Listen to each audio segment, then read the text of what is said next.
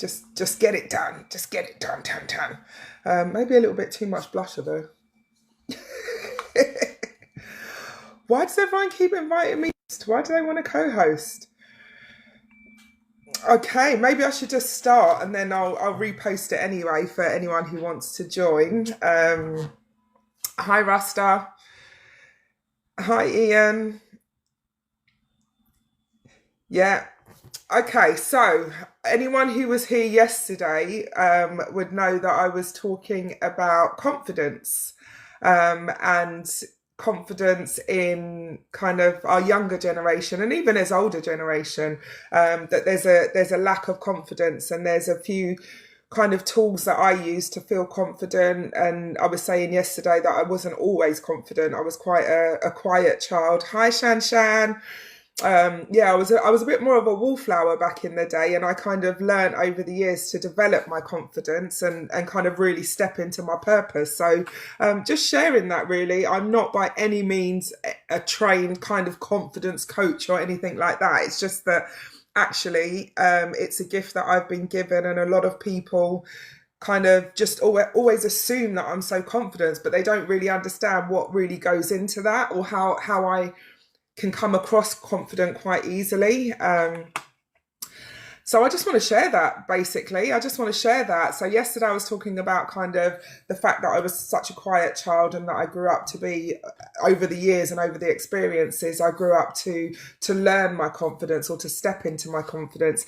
And today I really want to talk about breaking generational beliefs that hold us back, because I recognise that in my own experience, there were a few things that impacted my confidence as a child, and something that I'm really protective over with my daughter growing up, and that I see and obviously try to not make those same mistakes. So really try to make sure that she is the most confident young woman that she can be. And now she's 18, I can kind of see the benefits of that. So in my experience, what I was taught growing up and kind of felt shut down, or didn't really feel like I had a voice growing up, I've made sure that my children, I have a daughter and a son, but I make sure that my children don't experience that, or don't have those limitations applied to them. So yeah, so that's what I wanted to kind of come on here and talk about today, because it does all tie into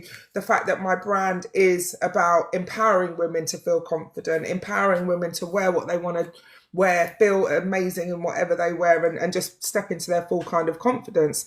So that's it. Today we're going to dig deep into generational beliefs and how they've impacted me personally, and maybe other people resonate with it.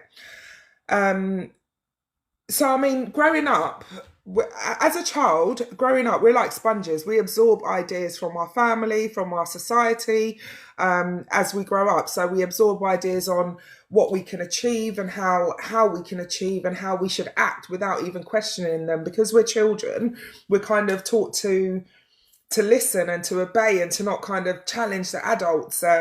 So some of the examples are, children should be seen and not heard. Who's heard that before in their life? drop a firebomb in the chat if you've heard that before. Children should be seen and not heard. Because that was quite a big one. It was like, okay, and maybe it's because of my age. Maybe it's a thing that, I don't know, was generational. But that was quite a stifling one, because you were supposed to be quiet as a child, or spoken to when the adults spoke to you, and you really didn't have, or me personally, I really didn't have the space to just express myself any and anywhere that I wanted to. It was, children should be seen and not heard, and for me that kind of leads to fear of speaking up, because were you allowed to talk? And also another one was, especially at school, when you were kind of almost told that you had to work a little bit harder, maybe because you were a black child, that you had to work twice as hard as your counterparts in order to kind of succeed. And I think that's probably a bit later generation, so maybe not so much our parents' generation, but maybe our grandparents had that ethos when they came over and they had to really prove themselves. And I'm talking about kind of Windrush kind of era. They came over, they worked hard, and that was kind of passed down. And for me, that also kind of looks at kind of having that installed in you can only lead to things like burnout, because you're constantly trying to prove yourself, you're constantly trying to be better than your counterparts, if you like. And also another one was, don't draw attention to yourself, stop bringing attention to yourself. And I feel like that was probably more teenage years, when you're a bit louder, a bit more boisterous. You don't want to draw attention to yourself, but again, that kind of almost shrinks. Obviously you don't want to bring negative attention to yourself, but I just think that these were kind of limiting ideas that probably didn't serve so well, or kind of some of the beliefs that we had to break. So my thing definitely is the children should be seen and not heard. I think in this generation, I encourage my daughter to speak up. I encourage my children to speak up, especially if they feel strongly about something. So an example of that was when she was at school. She's always been quite a historian. She's always been somebody that's been really, really interested in history. So I used to do a lot of work with her in terms of Black history and where she came from and her generations. And when she went into school, she was told that information was correct. And she kind of tried to challenge it. And the teacher was like, no, that's not it. I'm the teacher, kind of thing. And it was like, well, no. And she came home and she told me, and I said, well, what did you do? And she said, Mum, I had to be quiet and sit down. And I said, well, but the information that you were trying to get across, or the conversation that you were trying to have, did you believe that you were correct in what you were saying? So she said, yes, Mum, I do believe that I was correct in what I was saying. And I said, okay, well, if that's the case, then you have my permission to kind of challenge that, not in a rude way, but actually just say, look, miss, can we have a conversation about this? This is my understanding. Allow the teacher to explain her understanding, and then maybe you can come to some kind of compromise, and also make sure that it's kind of backed up with your knowledge if you're sure of it. So don't be kind of shut up if you're sure about something. So she went in the next day and she did exactly that. And kind of the teacher came back to me and she said, oh, okay, I can find Anaya a bit challenging sometimes. I said, okay, right. Let's unpick this, yeah, because we're not going to use that word. We're not going to say challenging. We're going to say that she actually is sure of what she knows, kind of thing. And it was just about kind of just changing that narrative and allowing her to speak up. In the end, the teacher apologised to her. To kind of cut a long story short, the teacher apologised to her and said, I'm sorry, but I didn't understand what you were trying to say to me at the time. So, yeah, for me, it's really, really important to kind of really allow from a young age for our children to be heard. Tell me if there is anything that you kind of remember as a kid, or a belief that you kind of remember as a kid that you feel was maybe something that you need to undo. So like I was talking in the beginning, like things like be seen and not heard, having to work twice as hard as your counterparts, or not drawing attention to yourself. Has anyone kind of resonated with that before? Drop some hearts in the chat if you have.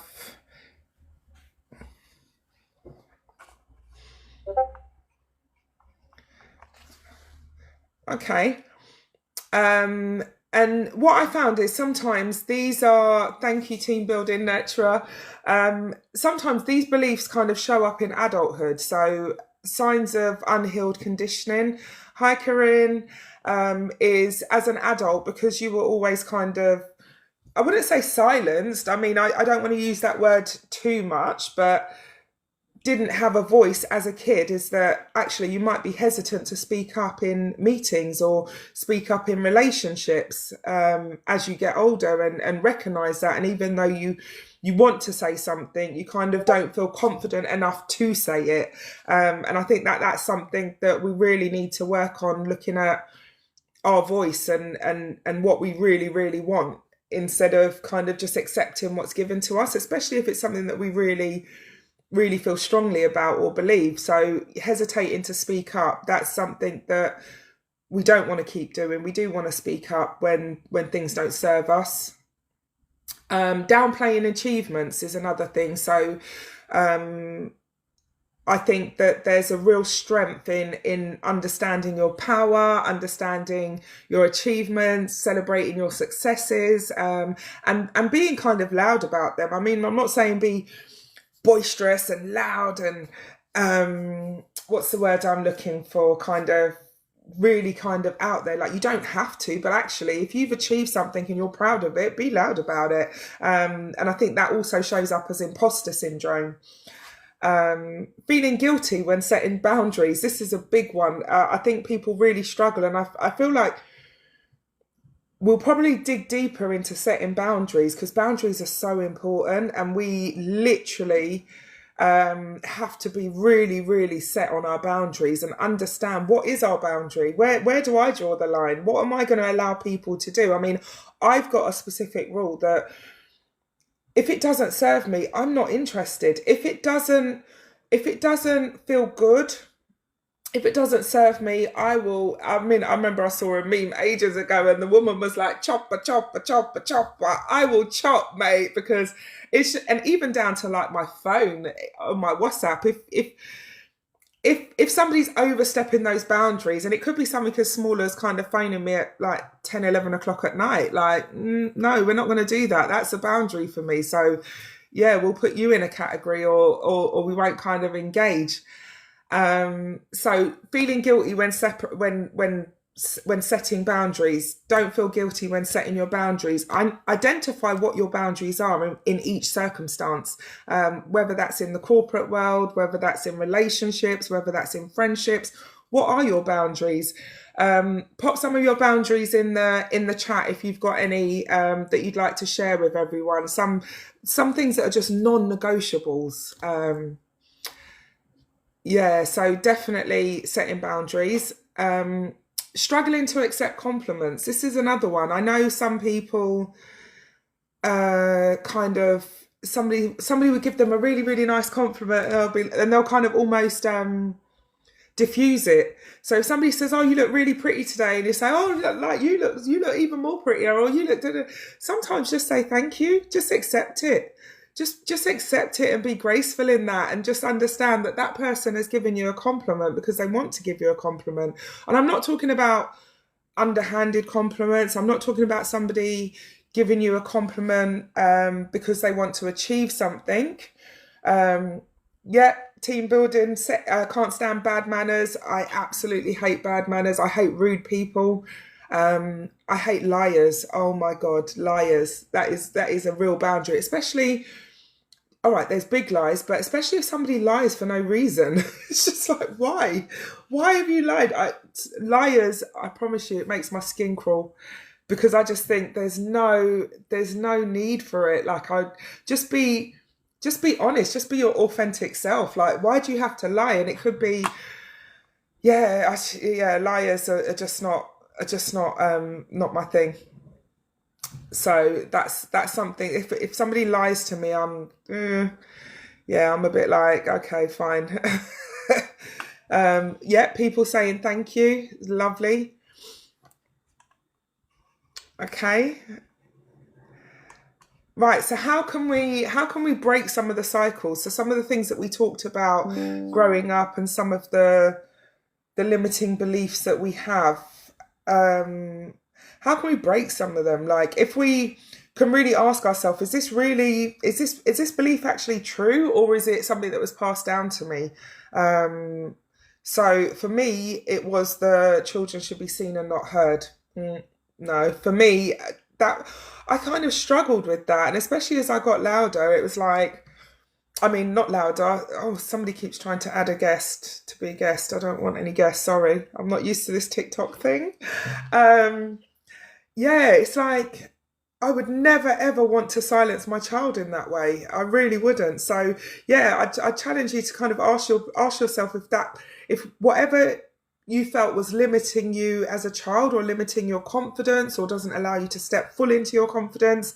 Yeah, have a think about it. Was it something you was taught? Was it something that you can change? Yeah, another thing about building confidence is speak new truths to yourself. What is true now? What is true in 2025? Definitely. I mean, I've not been a big person that's really gone on to talk about affirmations or done affirmations for years. It's only been over the past couple of years that I've thought, actually, this actually does make a difference. This does make a change in how you speak to yourself and how you see yourself and how you approach each day. So if you're not feeling confident, or if you're stepping into, it could be, for me, some of the examples where I'd be stepping into a really big intensive meeting at work and really be a bit nervous about it, because I feel that there were people in that meeting that might have been a bit more powerful than me or had more to say than me. But actually some of the affirmations would be, I'm worthy of being heard. So before I go into those meetings, I'm so worthy of being heard. I have value to add. I have things to say. I don't have to prove myself to anyone is another thing. I really don't feel that I have to prove myself to anyone. Like I said yesterday, I'm not everyone's cup of tea and everyone's not my cup of tea, but that's okay. I'm okay with that. And also the understanding that I create my own success story. So I always used to say everyone has the same 24 hours in a day. So there's no point in me kind of aspiring to what somebody else has, or aspiring to be like anybody else. Like I have, as an adult, and I always say this, as an adult, I can now create my own story. I build underneath me now. So whatever I decide to pass down to my children is what they're going to take to kind of go forth and bring to my grandchildren. And you know what I mean? So I love that. Like, as an affirmation, I create my own success story every single day. So whatever I decide to put in is what I'm going to get back out. If I decide to work round the clock, then I'm going to reap the benefits of that. I don't, because I understand the need for rest and respite and recharge and stuff like that. But the point is that I completely am fully aware that I create my own success. Drop any affirmations that you guys use to kind of feel confident. What affirmations do you guys use?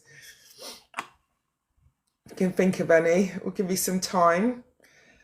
I think ultimately, I think I realised that confidence isn't built in your head. It's built through actions. I am worthy. I love that. Go be you, human. I am love. Yes, you are. Yes, we all are.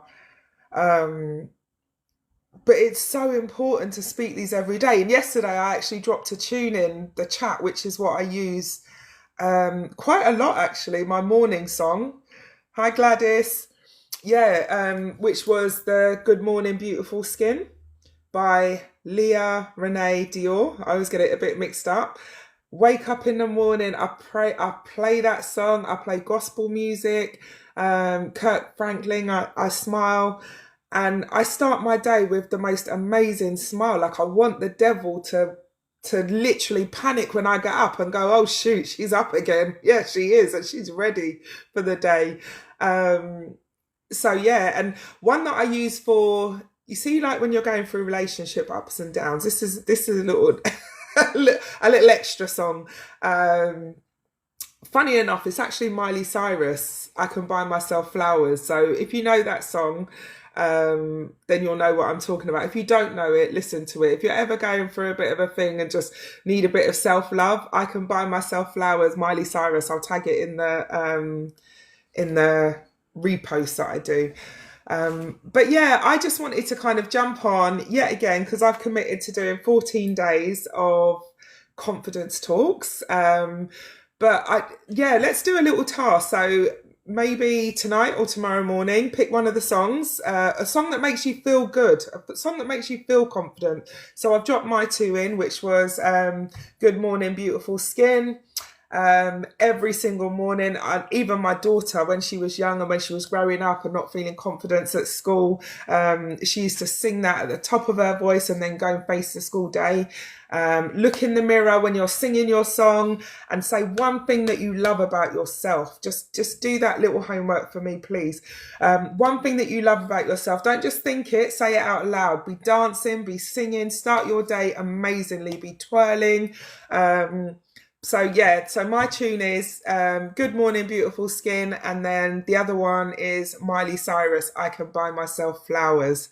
Really, really brilliant kind of feel good songs to start your day.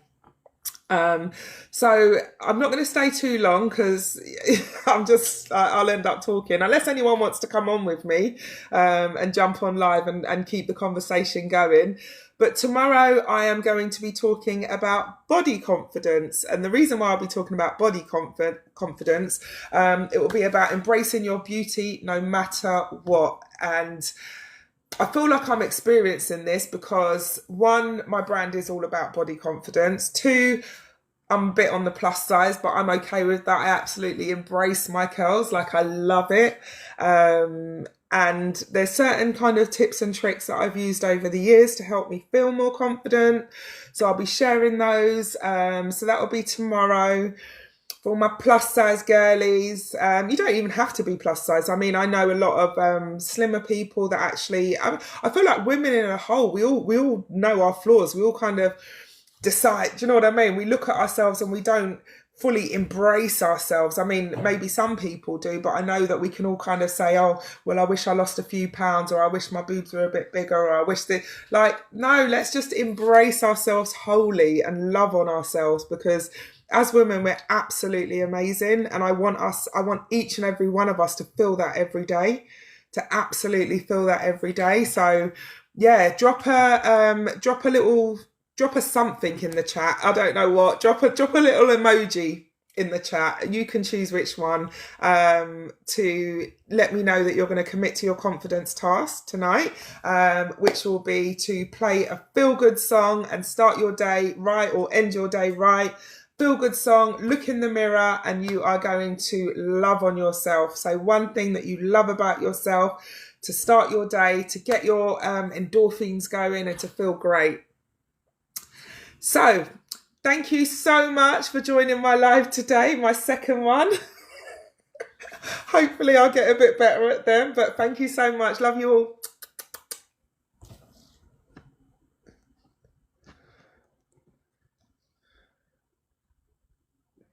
Bye, guys.